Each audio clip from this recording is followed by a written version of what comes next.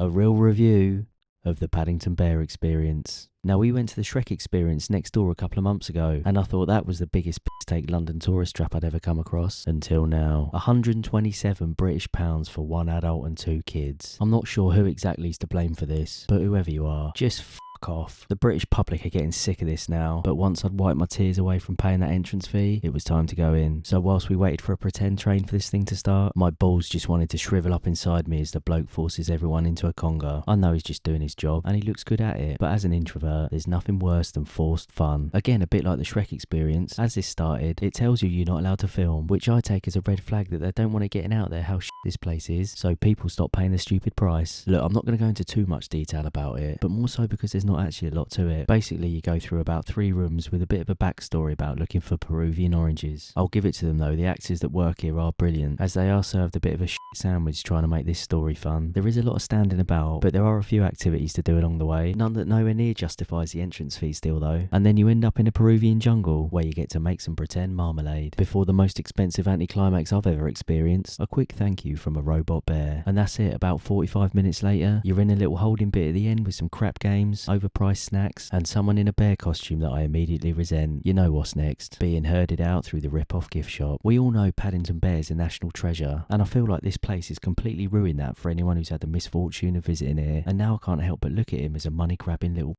prick. So how does this place rate on the pounds to pleasure scale? So for pounds, I think it gets a big fat 0. It is a complete rip-off, and it's on the brink of me wanting to report it to trading standards for what you get for your money. And for pleasure, I'll give it a 2. The kids did find it a bit boring with a lot of standing about, but they did enjoy other bits, but certainly not £127 worth of fun. So overall, that gets a real review rating of 1. Just don't do it to yourself. See you next time.